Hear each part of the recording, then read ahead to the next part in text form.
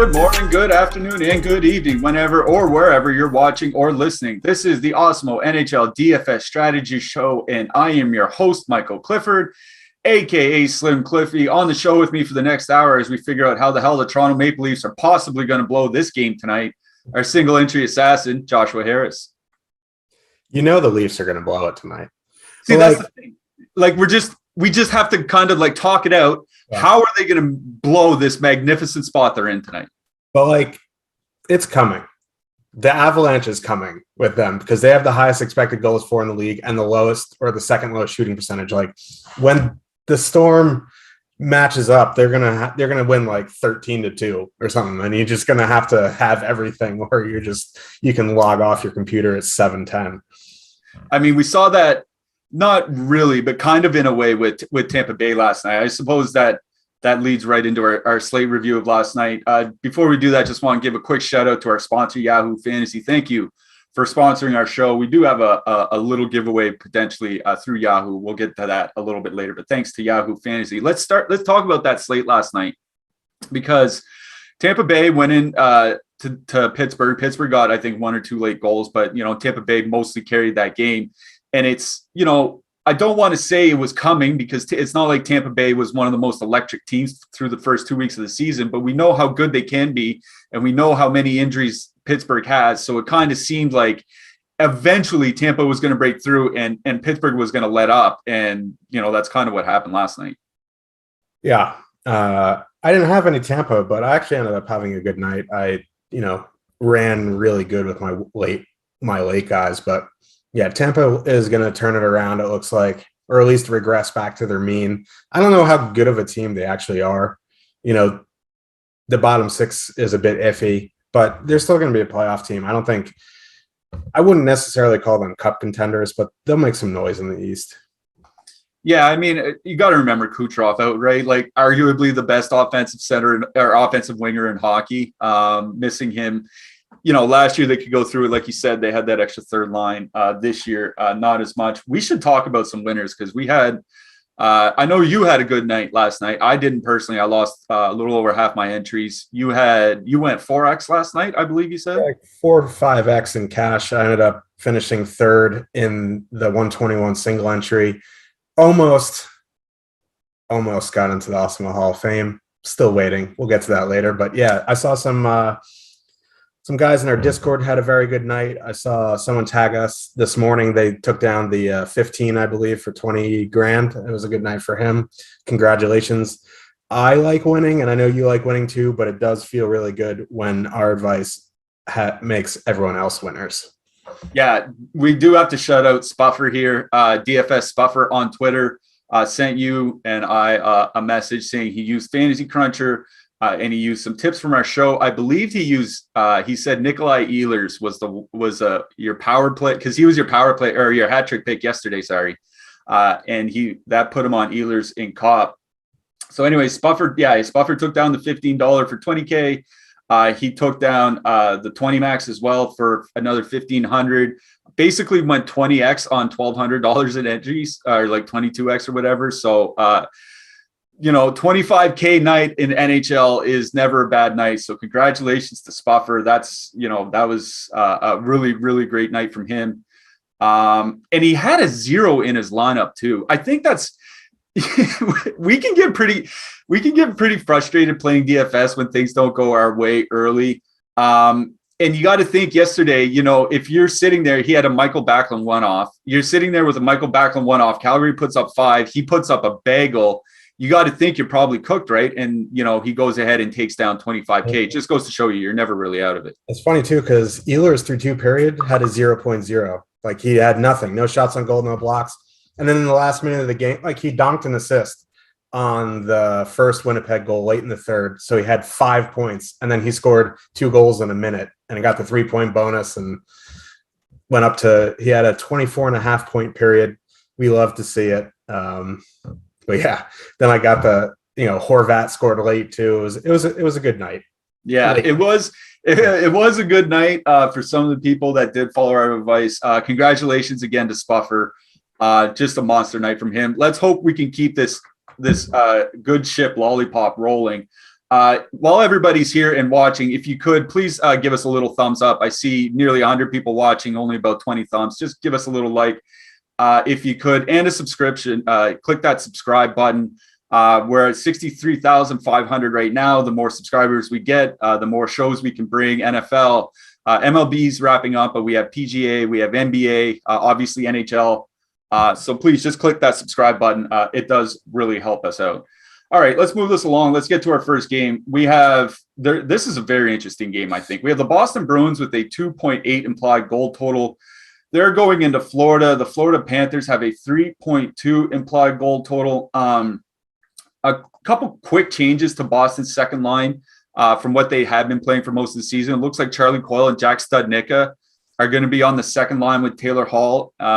Craig Smith is out, obviously. I think that kind of hurts that line. Like, Craig Smith is a pretty good two-way player, but we'll dig into that in a little bit. I think there's stuff to like on both sides here. It is a 6 total, so it's not like we can just ignore it. What do you like from this game? Because I think there might be something on both sides that people are going to be looking towards. Yeah, I'm not sure there's much in cash that you really want to pluck from this game. Like, Bergeron's really cheap at 5,900, but there are very good center options tonight. This is a GPP game for me, and I like both sides. Top lines are going against top lines, and they both have excellent numbers. I think, like, you look at their defensive numbers, they're both in a big sample. This isn't like, they played like a week together. This is like season samples here. They've allowed 6 high danger chances against per 60, both of them, and their expected goals against is around 1.5 goals. Like, it's tough to really like go over the field on both of these top lines and feel confident about it. Going to the Bergeron line, not a great thing, not a good long-term profitable strategy in DFS. Going into the Barkov line, not a long-term profitable strategy. So I think you can have some, just because the total is 6 and you're looking at, ownership on Florida's in check. They're like 4 or 5% at home, which is a bit surprising, but I get it. There's, McDavid on the slate, Matthews on the slate. So I think a way to get a bit contrarian, maybe go Florida 1, but I understand if you don't want to. Poor power play correlation, and you're going into one of the best lines in the league, although, they've had their issues a little bit so far this season. So you see the ownership on Boston 1, 14%. That seems a bit high for me, for my taste. I mean, if I was making 20, I'd probably have them in 1 or 2, just because they're an elite line, they're fully correlated, et cetera, et cetera. And I hate sounding like I'm just like the biggest Florida 2 stan of all time, but like, this is the line that I prefer to use. That second line, with Studnicka there, is not as good defensively. Taylor Hall and Charlie Coyle do have decent numbers together, defensive numbers together in a pretty small sample, but Studnicka being there definitely is downgrade. Sam Bennett, Huberdeau, Tippett, their numbers, they're getting up to a decent sample size where you can start saying, this is going to be what they are. And 64% Corsi for, 3.61 expected goals for. So I think, once you get past the first lines, it might be a little slow pace, but like the second and third lines, the game might, the pace of play might pick up a little bit. And I do like Florida 2. So I'm completely fine with Boston 1, Florida 1, even some with Boston 2. Florida 2 is my favorite play, but I think there's a lot to like in MME in this game. Yeah, I want to talk about that Boston second line, because I think you make a lot of good points about Studnicka, especially being a downgrade. I do think he is a downgrade. I think that the thing with Coyle and Hall having good defensive numbers, I think to me, that talks about Craig Smith being there, right? Because Smith, Coyle, and Hall were a line at one point. For his career, Charlie Coyle has generally been a poor defensive player.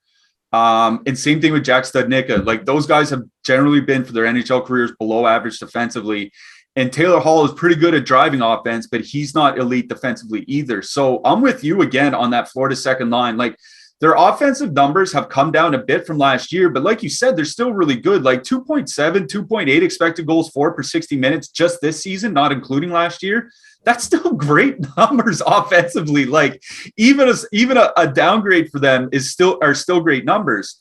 I think they can probably give some up at the other end. Their defensive numbers haven't been great, but one thing I want to just caution people about, is expected goals numbers early in the season can kind of get skewed by, flurries of shots. Like expected goals are, a lot of it is driven by proximity to the net. And if you have a flurry of like 3 or 4 rebounds within like 5 or 6 feet of the crease, it's going to give you an absurdly high expected goals number that's going to take a while to flatten out. So like,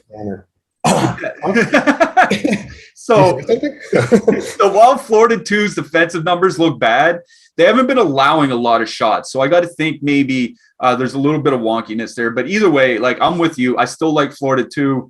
I think you can just straight 3-man stack them. Like, I don't think this is one of the cases where you have to throw in a Barkov or throw in a Hornqvist to try to get different. I think you can just go ahead and 3-man stack Florida 2, even strength. That's just fine.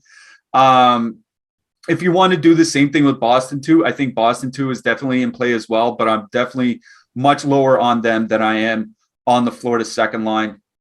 Florida 1, like, they've been really good this year. And I know what you mean by they're not perfectly correlated and all of that, but I think 2-man's here makes sense. Like, if you want to get away from a lot of ownership, maybe you don't want to eat like 30% Matthews, or probably higher, or 30% McDavid, or probably higher, and you want to get like a 10% Barkov. I think like a Barkov Duclair or a Barkov or Hagee or something like that, a 2-man is just fine. But I am focusing mostly on Florida 3 here. Dropping down to the defenseman, Charlie McAvoy, he's 5,600. He has the lowest shot rate of all Boston defensemen. Like, he's a guy that just hasn't shot a lot in his career. So it tells me, like, if he's going to have a monster night, other Boston players are going to have big nights as well. So, like, I'm not sure I want off McAvoy. I think if I play a Boston 1 or a Boston 2, like, I can stick him in at that point, but I'm not sure I want off him. I do like Gustav Forsling for Florida. We like him when he stays under 4K. He's 3,900. That's probably the upper end of what we play him at, but he's definitely in my range at that price. Good is 2,700 as well. Anybody else stick out to you? Yeah, Mackenzie Weegar's price is coming down. Like 4,800 is still a bit high, but with those minutes and his productivity, I think you can one off him. If you're in that range where you're like, I don't know if I should upgrade a forward because I have 4,500 to 5,000, I think Weegar makes for a fine one off. Ekblad, interesting play tonight. He's not getting much ownership, 6,600. I think, I don't know if I'd one off him. I mean, obviously, if I had the salary, I would, but I think I would limit him to Florida stacks. I think it'd just be tough to one off, right? Because if you're not playing Florida Boston and you're one offing Ekblad, that means you're probably playing like Toronto or Edmonton or something like that, right? And then you start running into expensive problems. So it depends on your lineup, but yeah, I kind of see what you mean here. In net, Linus Ullmark, Sergei Bobrovsky. I wrote up Linus Ullmark for my Power Plays article that's up on the site. 7,600 on the road for Boston. Florida is one of the top shot volume teams in the league this year. Even as good as Boston is defensively, I think there is a chance that Ullmark sees the bonus here tonight. Yeah, I like both goalies in this game, despite it being a 6 total. I think you can definitely put them in your correlated stacks, and I think you can consider both as one-offs as well. Yeah, just for posterity's sake, we do have Linus Ullmark kind of in the middle of the pack for saves, but we have Spencer Knight higher. So, Bobrovsky if he starts. So either of the goalies here, I think, makes sense. All right, let's move it to the next game. We have the Detroit Red Wings with a 2.6 implied goal total. They're going into Washington. The Caps have a 3.5 implied goal total. Because this game's in America, Tyler Bertuzzi is going to be in the lineup. For Detroit, he should be on the top line with Dylan Larkin.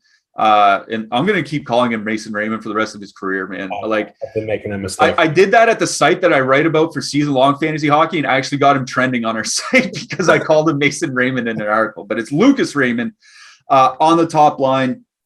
Washington looks like they're going to be going with the same lineup that they just blew off Ottawa's doors with a couple nights ago. I don't know if there's as much to like in this game as there was in the last one, but there's surely going to be a lot of Washington ownership here with that total. So what do you like, Josh? Yeah, this is a very good spot for Ovechkin because, one, Washington's at home, so they're going to send Lars Eller out against the Detroit top line. So, Kuznetsov, Ovechkin, probably going to get Fabry, Pius Suter, Philip Zadina. Pretty high event line there both ways. So, lots of ownership on Caps 1 for good reason. They have a 3.5 total. They're at home. Actually, it's not, with Matthews and McDavid on the slate. Kuznetsov is probably going to go overlooked. Ovechkin's going to get his 25 to 30%. So if you really like the Caps tonight, you're looking to fade one of like Toronto or Edmonton, I think if you're going to use Ovechkin, I would use Kuznetsov and Wilson with him, or, leave Wilson off and add an Oshie just to get like a 3-man, because I think Ovechkin's going to be a pretty popular one-off tonight. So I think you can do mix and match on the power plays here. I do like the second line. The second line is going to get I believe the bottom 6 of the wings here. Yeah. And Connor McMichael, apparently he had pretty good numbers in the minors. He's 2,800 on the secondary power play, but Ovechkin plays both power play units. So Oshie coming off a hat trick, still only 4,300. Mantha 4,800 power play 1. They're getting, Nemestikov, Rasmussen, Adam Ernie, just a who's who of nobody. So, I mean, I like the Caps top 6 here.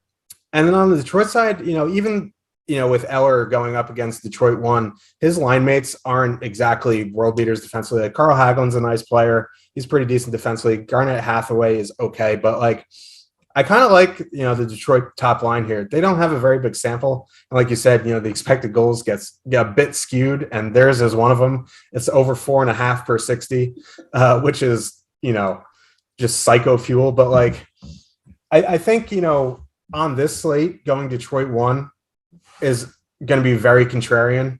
But they fully correlate on the power play. And I think if you're building an MME, you definitely should have some, and it won't take much to get over the field. Yeah, there's no ownership on them. I just checked our latest run for top stacks, less than 1%. And Washington's not an elite defensive team either. So yeah, I'm with you. I think you can do it even in a maybe not a 3-max, because I guess with Toronto and McDavid on the slate, that might be a little bit scary. But absolutely, yeah, in your 20-max, 150s, whatever. Detroit 1. Washington power play is just where I'm focusing here. I want to talk. There are a lot of things I want to talk about, actually. One is John Carlson. Wrote him up in my power plays article as well. 5,300 on DraftKings. Like, he might be losing a step, but it doesn't matter as long as he has the role that he has. 5,300 is just way too cheap. I think on FanDuel it's more of a question where I think it's like 6,400 or something like that. But I think on DraftKings 5,300 is just fine. And I'm with you. Go ahead and mix in Ovechkin with like an Oshie and Kuznetsov, or Ovechkin, Kuznetsov, Mantha, something like that. Mix up your power play stacks. I think that's where we're going with Washington. I know Washington's power play numbers don't look very good so far this year, but again, really early, still only 2 weeks into the season. They've definitely earned some slack with us. Connor McMichael is the guy to talk about. You talked about him, about how good his stats were in the minor leagues. That's another guy I wrote about in the power plays article with you this morning. I'm going to share a bit of that with you right now. In the AHL last season, McMichael managed nearly 4 shots on goal per game, sitting at 3.85. Just as a barometer, and that's as a 20-year-old player, just as a barometer, any age of a player, any player in the AHL, if he's like 28, if he's shooting 3 shots per game, he's probably an NHL caliber offensive player. The fact that this was a 20-year-old doing it is just incredible. Not only that, I think he had 27 points in 33 games as a 20-year-old in the AHL, which led his team in scoring. At Dobber Hockey, which is where I do my season-long fantasy stuff, in his draft plus 1 year, he put up 2 points per game in junior, and we had him as a future superstar. Like, this is a guy who was drafted, and the knock against him was, does he have the smarts? That was it. It wasn't whether he had the skill.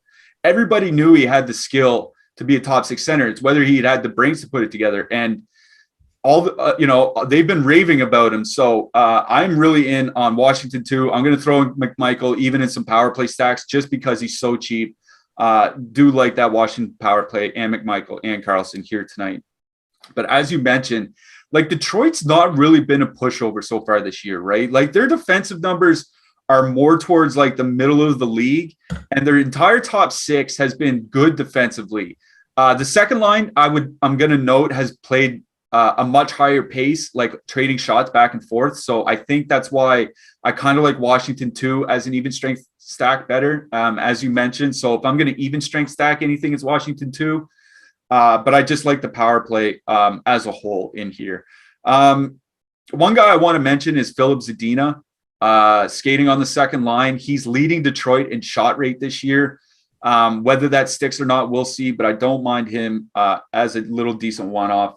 On the blue line, I already brought up John Carlson because of his price on DraftKings. Moritz Seider, he's looked really good for Detroit early, but he's not on the top power play unit. That's a little bit of a concern. Anybody else stick out to you? Is Morris Seider the guy who got drafted like 6 overall and was like completely shocked that he got drafted? No, I don't know if he was shocked, but a lot of people were, because he was a guy ranked towards the end of the first round or in the second round. And everybody's like, who? And here we are. Yeah, I mean, I like him too. Carlson price is just silly, especially for being on power play one, because if the power play goes off, he's probably going to be involved. Other than that, there's not too much in this game. Or Chronic at 2,900, but like not really itching to put Red Wings defenseman in my lineup. Yeah, I don't think that's like, again, if you're correlating or something, I think that's fine, but I don't think one-offing Detroit Red Wings defenseman is the way to go. All right. If you want to get access to all the great Awesemo Plus tools and content for nearly every DFS sport out there, we have an Awesemo Plus weekly pass for just $29.95. This includes full access to all the premium content and tools on Awesemo.com, including player projections, ownership projections, our premium Slack channel, our premium Discord, lineup builder, and so much more. If you're a new user of Osmo Plus Platinum, you can take advantage of the promo code we have for the show, which is NHL Strategy Show. All caps, all one word. That's NHL Strategy Show for 25% off your first week of Osmo Plus Platinum. You can find this link to activate this coupon in the description of the video below. And of course, if you're looking to play only NHL DFS, then you can sign up for one of our Osmo Plus NHL package for as low as $4 a week. Stop guessing, start winning. Join Osmo Plus today. For new users, that's the promo code NHL Strategy, all caps, all one word, for 25% off your first week of Osmo Plus Platinum. And if you want to check out our premium tools and content before investing any of your money with us, we do have some free tools up on the site today, as we usually do. We have NBA ownership rankings, we have PGA top golfers, and we have NHL ownership projections for tonight's slate, all up on the site. So whether you're playing NBA, PGA, or NHL, there's some free premium content and tools up on the site that you can check out before you want to make a long-term subscription. All right, moving along, let's get to what I think is the main event of the entire slate. Should be an interesting game. Toronto has a 3.4 implied goal total. They're going into Chicago. The Blackhawks have a 2.7 implied goal total. Of course, the Blackhawks, just an absolute catastrophe right now. Vice President of Hockey Operations fired for failing to report a sexual assault. General manager fired for failing to report a sexual assault. They resigned, but it was, you're fired or you can resign. So they're both out. Jonathan Toews on the COVID list, Patrick Kane on the COVID list. There are a few other players, Henrik Borgstrom on the COVID list. So no GM, no vice president, no top center, no top right winger, no third line center. Besides that, the team's just been an absolute dumpster all season, both offensively and defensively. So why don't you give us some good news here, Josh? Kubalik. Yeah, that's as good as the news gets tonight. Kubalik might play 17 minutes. Yeah, man, but like the Leafs ownership percentages aren't even like egregious for a 5-game slate.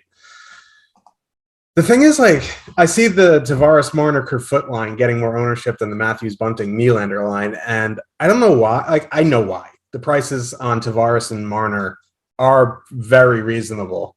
The problem is, like, the numbers for that line are not reasonable. They are awful. They are so bad together. And then how bad, Josh? How bad are they together? Marner is such a fraud without Matthews. Like, just massive fraud without Matthews. Just look up the numbers. Just go to Natural Stat Trick and be like, wowie, Matthews, Marner. I almost spit my water everywhere. No, but like, it's crazy. I've never seen someone who's perceived an elite winger numbers just be completely Jekyll and Hyde without the center. You know what I mean? Like, it's crazy. I hope he, bounces back. Do I really though? We don't know. But like, so for me, like, I don't know if I can get behind the Tavares Marner line. Like, I get the price here and their power play one. I just don't know if I want to, have a 25% John Tavares with a 20% Mitch Marner with their numbers bad. Yeah, maybe the Blackhawks cure that. Maybe they're the medicine that they need. But if that's going to be the ownership there, I'm going to go towards the top line for sure. Bunting, Matthews, Nylander. I'm going to full stack that line. I'm going to include Bunting. I think, he's going to be half the ownership, maybe even less or more than half the ownership. Or I confuse myself, but Bunting's going to be way lower owned than Matthews, and I think you can include him in the 3-man to get a lower owned 3-man. So I think a lot of people are going to go double center with the Leafs tonight, do like a Matthews, Tavares, Nylander 3-man stack. So I think a way to get a bit different is to put in Bunting. He's a good scorer. The Leafs have to break out of this some point, and I just wish it was on an island game or a really big, really, really big slate where they weren't getting a lot of ownership. But this is just an incredible spot for them. It's probably the best spot they've been in all season, which is saying something because they played some pretty bad teams. But so I'm in on that top line. I'm a bit worried on the second line because of the ownership, but I do like the power play. If you want a power play stack, that's fine. On the Blackhawks side, I don't know. Like, you see these lines, like they're even the top line for the Blackhawks, 4 or 5%. I don't know what the lines are going to be like, if they're going to stick. Like, Dylan Strome is making a season debut in the top 6, and like everyone is down on him on the league. So like, if I was going to do anything, it'd probably be like DeBrincat, Kubalik, 2-man, if you want to include Kirby Dach. But really, I'm going to be probably just completely off the Hawks. Yeah, I wanted to mention the ice time for Chicago because I think obviously that's a team that's probably just going to get completely overlooked tonight, one of the lowest totals on the slate, and everybody knows just how dysfunctional they are right now. But at the same token, Kirby Dach is going to play 20-plus minutes. Alex DeBrincat is going to play 20-plus minutes. Dominic Kubalik's probably going to play 17 or 18 minutes. Brandon Hagel's probably going to play 18 minutes. Like, there's going to be guys here that are going to get ice time to play together to score. It's just – who knows what the lines are going to look like, for warm-ups. Who knows what they're going to look like for the first period. So I don't know if I would I think the furthest I would go is maybe like a Dach DeBrincat 2-man, because I think that's about the only thing you might be able to rely on. So I don't mind one-offing somebody like DeBrincat or Kubalik for this slate, because I do think they get a lot of minutes and they go wildly overlooked. But I'm just not outright stacking anything. I'm with you on Toronto. Right now, I think I'm only going to do the single lineup, and I have the double center, like you mentioned. It's really easy to fit in that double center, and then you can still fit in another stack elsewhere. And then, you throw in your Michael Buntings and your Willie Nylanders. You can even throw in Marner if you want that fraud. So if you guys, the Toronto ownership has come up through the day, but it's still not extreme. And there are plenty of ways to get different. Like, you can just flat out Josh stack here too, right? Like, this is obviously a spot where if you want a 6-man stack onslaught on DraftKings, that's a perfectly fine idea as well. Should note that Toronto changed up their power play a little bit. They're using the same personnel, but they did move Willie Nylander to the middle, kind of that old Nazem Kadri role. I think that's probably the best role for him because I don't think he's like a great shooter. So you don't want him taking those off angle shots like Kucherov does or something like that. I think just having him in the middle and tipping and deflecting and maybe, the odd one timer, I think that'll work well. So let's see how that goes. On the blue line here, we talk about how Toronto's defensemen don't really shoot a lot, and they're not shooting a lot again this year. Rasmus Sandin leads them in shot rate, but he's not getting enough ice time to really be a shot bonus threat. So, I don't know how much Toronto defenseman I want here. Like, Jake Muzzin, 3,400, obviously, I think is perfectly fine. Maybe he can dock and assist in a couple shots or something like that. But I think other than that, it's just correlating Riley with my power play stacks. Yeah. Talking about Josh stack, you just power play one stack and add in like a Kasha or add in a Bunting, and there's your 6-man. But Muzzin 3,400. His price, that's the lowest price he's been, I think, since he went to the Leafs. So Riley doesn't do anything for me, but he's on the power play, so there's that. Seth Jones, 6,400. He might play 30 minutes tonight. Who knows? But Connor Murphy, not too bad at 3,200. Like, these guys are just going to get like bombarded. So there's a good chance like there's going to be blocks go around. Calvin DeHaan, Connor Murphy, very reasonably priced. Yeah, I want to get your thought on Toronto 3, because, you know, we talk about how sometimes we talk about how when you have a high total, you want to dump down some lines and get away from the super high owned lines. We have Toronto 3 coming in at 1% in a game with the third highest total on the slate. Is that a line that you would 3-man stack, 2-man stack? Like, how do you what would you do there? Do you even want to use them? I mean, they're 7,500. Yeah, I joked yesterday. Everyone's like, "Oh, the Leafs are breaking out." I was like, "Yeah, Pierre Engvall is going to have a 7-point game." So, like, I don't know. I'd maybe, one off Akasha or have a 2-man with Engvall and Kasha just to get because if you're looking to power play stack the Oilers, you're going to need savings somewhere. And Kasha's not bad from in price. He shoots the puck. Engvall is decent. I don't know if I'd full stack him, but like they're going into the Hawks who are just it's like the Sens general manager. We are a team. I was thinking of the guy from the Michael Jordan documentary when he hit with one of these.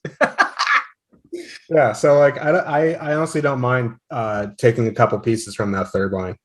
Yeah, me neither, man. I think that's a good spot to onslaught too. Like if you really want to onslaught, do like Matthews, Tavares, Nylander, Riley, and then a couple third liners. And then you can still stack decent players besides that. So yeah, do like Toronto 3 here tonight. Do not be afraid to dump down to them. If you're playing 20 max or 150 or whatever. In net here, the Blankenin is starting in goal. 7,400. Like, he has to see a ton of shots here tonight, right? It's just a matter of whether he gets pulled and whether he lets in 5. Yeah, I think you can take a couple gambles like with Leonard yesterday and ended up working out because they won. I don't have as much confidence in the Blackhawks winning as I did Vegas yesterday. And my confidence in Vegas was very low. But Lankinen's going to see 35, 40 shots. Just a question of if he lets in like 3 or 7. Yeah, exactly. I don't know if he'd be my one goal. He's going to be my one goalie in my single lineup. But if I was playing 20 max tonight, then yeah, absolutely. He would definitely be in my mix. We have partnered with Yahoo Fantasy this NHL season to bring you some great offers. Check out our exclusive limited time offer, which gets you 1 free month of Osmo Plus Platinum. To qualify, you need to be new to Yahoo, sign up for an account via the link below, deposit and play. That's it. Yahoo will send us your name after you play in your first paid contest, and we will reach out via email with your coupon. If you need immediate access, email support@osmo.com and we'll get you set up right away. You can also claim a free $10 below, which can be used to enter any Yahoo contest. Make sure to use our DFS tool, our premium DFS tools and projections designed specifically for Yahoo to give yourself the best shot at winning big. And I think the best part out of all this, I guess the free month of Awesemo Plus Platinum is pretty good because that's a very big value. But the 12% management fees for people that are newer to the DFS, that's just the rate that the sites take. DraftKings for lower stake stuff, you'll see a lot of 15%. 12% is very nice. That 3% on every dollar you spend, it really does add up over time, believe me. So if you're just wanting to dip your toes into DFS and you don't want to go up against guys that are putting out tens of thousands of dollars every night, Yahoo's a great spot to do it.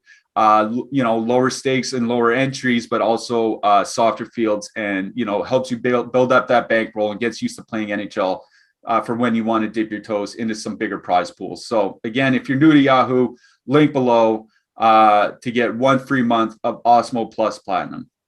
Let's move it along. Our next game, Vegas, 2.7 implied goal total, going into Dallas eventually with a 2.8 implied goal total. I say they're going into Dallas eventually because something came across the news wire while we were on the show.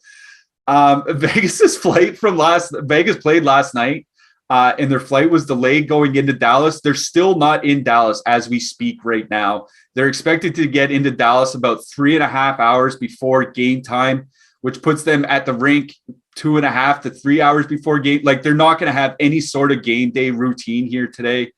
One of our buddies was asking why the Dallas side was getting steamed so hard in the betting markets. And then a couple hours later, we find out that their flight was delayed. So a lot of money has moved to Dallas in the last couple hours because of that.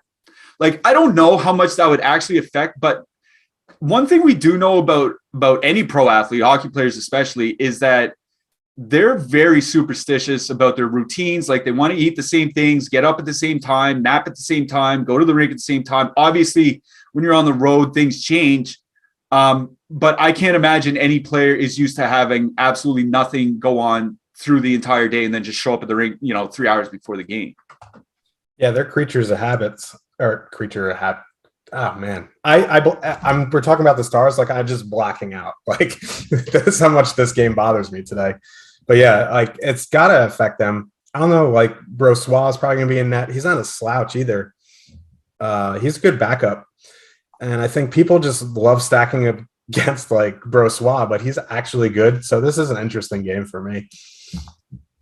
Yeah, like when I look at this game, not only do we have Vegas getting in late, we have all those cheap players from Dallas, we have all the injuries on the Vegas side. Like there's just a lot that's really interesting from top to bottom. I think we always talk about how over-owned Vegas 2 generally is. They're a line that's kind of sticking out for me here tonight, but I want to get your thoughts on this game from both sides first. Yeah, Jason Robertson back. That is good. I keep finding myself clicking in Joe Pavelski at 2,600. It just feels awful. The dude is just a fine dust at this point, but 2,600 power play 1. I think you got to consider it. That top line is fully correlated on the power play. They're very cheap. They're going to be popular because they're they're going to be a filler. I still worry about their even strength minutes. Like their time on the ice has been up and down, and it has not been a good up and down. It's been very low. So in GPPs, I do worry about their time on ice here tonight. But both of the top 2 lines I'm interested in, that second line, Gurianov, Ben, Radulov, I think I prefer them to the top line in GPPs.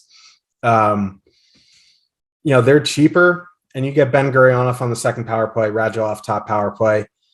I don't know. Pavelski is just, there's name value, and I get it, and his price. He just has, I think, in his past 5 games, he has 5 shots on goal and no points. Like, there's just, I feel like I'm just clicking in Joe Thornton here, and it's painful. Wow, it's painful. Wow, painful. Sorry, Joe. Sorry. But so I think in GPPs, I find myself going to the second line. If you want to go down to that third line too, Sagan, Kiviranta, 2-man is perfectly acceptable. On the Vegas side, I do agree with you. Vegas top line usually over-owned.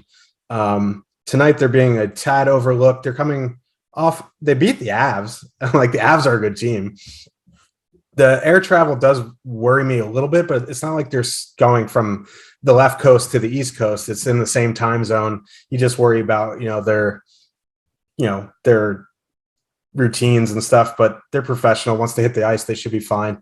I don't mind going Colorado and Dallas in the same time zone. I thought one was Mountain, one's Central. Half of the year, I think. Oh, maybe. I don't know. Vegas switches time zones like halfway through the year. Okay. Or I'm just making that up, and I'm making that up, and I'm gonna make a fool of myself like I did with Tyler's nodding yes, so it sounds like you might be making something up here. Okay, so that one may be true. The Winnipeg Airport one completely false. So yeah, Vegas 1 I'm interested in. Vegas 2, Chandler Stevenson's price came down a bit. I don't, if you want to get really contrarian again, I don't mind them a little bit. Like Dallas, they just have not been great. The name values they're just not great. So I don't mind getting contrarian with Vegas tonight either. But I do like Dallas 2, a little bit of Dallas 1, and some 2-mans on Dallas 3. Like Dallas's defensive numbers, expected goals against, shot attempts are middle of the league. They're not elite. Like this isn't some impenetrable defense that they're going into here, right? So, yeah, I do like Vegas 1. It's just that that time or the little amount of time that they have to get ready for the game really does worry me. So I don't know how much Vegas I'm going to have here. I do like Dallas. I do like Dallas too. Like you mentioned, the Ben line is the line that I'm looking towards. But the reason is this: we have them as very high owned. Like we have both their top two lines at around 15%, which is about triple the top stack likelihood that we have them at. But the difference for me is that Dallas second line, Gurianov and Ben on the second power play unit, you can sneak them in with Tyler Seguin because Seguin is listed as a winger. So you can sneak them into your lineup. Center, Ben's your center, Seguin one winger, Gurianov the next. All three are on the same power play unit together. Two of them are on the same line together. I think it's a way to get really, really different with your lineup and what's going to be probably one of the it is going to be the chalkiest fill spot of the night. So I think if you want to get a bit different, just stick Seguin in that second line instead of Radulov. It's not Seguin. Was it Radulov on that? Yeah, Radulov on the second line. So stick Seguin instead of Radulov on that second line. So go Ben Gurianov, Seguin. And then you have a more unique combination than, if you want to throw a defenseman like Suter or Heiskanen with them, that's just fine as well. But that's kind of what I'm focusing on here is dropping Radulov and adding Seguin to that stack to make it a little bit more palatable. On the blue line, John Klingberg is going to be the power play quarterback for the Hintz-Pavelski power play unit. And then Suter and Heiskanen are going to be the power play quarterbacks for the other power play units. Suter down at 3,800 is a pretty nice price. Alex Pietrangelo still really expensive, 6,700. Anything sticking out to you on the blue line here? I just want to say Daniil Miromanov. I just want to say it. See if I could say it. That name's not real. Like that guy is made up. He's a fictional character. But Nicholas Hague, 3,500. I like. He's going to see a lot of minutes. He's going to block some shots. Braden McNabb, not too bad at 3,400. I think on the Dallas side, Klingberg makes sense, like you said, with Dallas 1, Suter, Heiskanen, Dallas 2. If, preference there, if you need a cheaper guy, go Suter. You want a more expensive guy, go Miro. But that's really about it. Yeah, either of the goalies stick out to you. I know I like Brossoit personally, especially if 1 in 3 lineups are going to have some sort of Dallas stack. Yeah, I like both goalies in this game. Vegas back-to-back on the road. They're not even in Dallas yet. Khudobin makes some sense. Brossoit, not a slouch. He probably could be starting for half the teams in the NHL. He's one thing I always worry about with the Stars is their shot volume. But especially if you're using Vegas, I think Brossoit, correlating with Brossoit makes some sense. Yeah, absolutely. I do like him here tonight, along with Allmark. We do have a Hall of Fame here. We call it the Osmo Hall of Fame. And if anybody's ever wondered how they can get into the Osmo Hall of Fame, this is how you do it. You download the Osmo avatar from osmo.com/avatar. You place in the top 3 of a contest with over 5,000 contestants. You tweet those wins to the Osmo Hoff Twitter account. That's Osmo HOF. And then you can win a free month of Osmo Plus Platinum. It's just that easy. You can only win 1 month per calendar year, but we have lots of winners who've done it. We have some up on the screen right now. Jordan Lockhart took down 6 figures. That looks like NFL to me. NFL Monday Night Showdown. We had Spuffer, we talked earlier just last night, take down 25K playing NHL. I know we had I believe it was a 6-figure NBA hit not long ago. So we're really starting to roll here across all the sports. If you haven't won yet, don't worry. I haven't won yet this season either. It is a long NHL season. Just make sure that you have the Osmo avatar as your DFS avatar, and then follow all the steps to get in the Osmo Hall of Fame. Because, hey, you win some money, and then you win even more money by getting the free month of Osmo Plus Platinum. It's really not a bad little deal. All right, we got one game left to get to. We have almost 150 people here. Before you guys leave, if you could throw us a thumbs up and click that subscribe button. The subscriptions really help boost the numbers, make us look good for our bosses. We're getting close to 65,000 subs, and the more subs we have, the more shows we'll be able to bring in the future. So please like and subscribe while you're here. All right. Philly 3.0 implied goal total going into Edmonton. Edmonton has a 3.6 implied goal total. The Oilers looking like they have a top line with Hyman and Puljujarvi, the wingers for Connor McDavid. It doesn't really matter to me specifically what the top 6 line combination is going to be, because I'm more or less playing the same 4 or 5 players every time anyway. Yeah. So I'll just give it one of these with the line combinations, because I'm playing McDavid and I'm playing Draisaitl and I'm playing I'm playing those guys regardless of what the line combinations are. So why don't you talk about the Philly side here? Because is there anything on the Philly side that interests you? Yeah, Is Dave Tippett's going to send out McDavid against Couturier, right?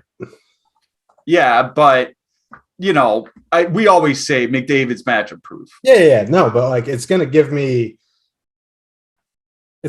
off Philly 1 if that's the case. Because if Couturier was going into the Draisaitl, Yamamoto, Nugent Hopkins line, I'd be more interested. I see their ownership around 6-7%, and if you want to have a little bit in GPPs, that's fine. It's not something that I'm going to go crazy with. They are fully correlated on the power play. So, Mikko Koskinen, not very good.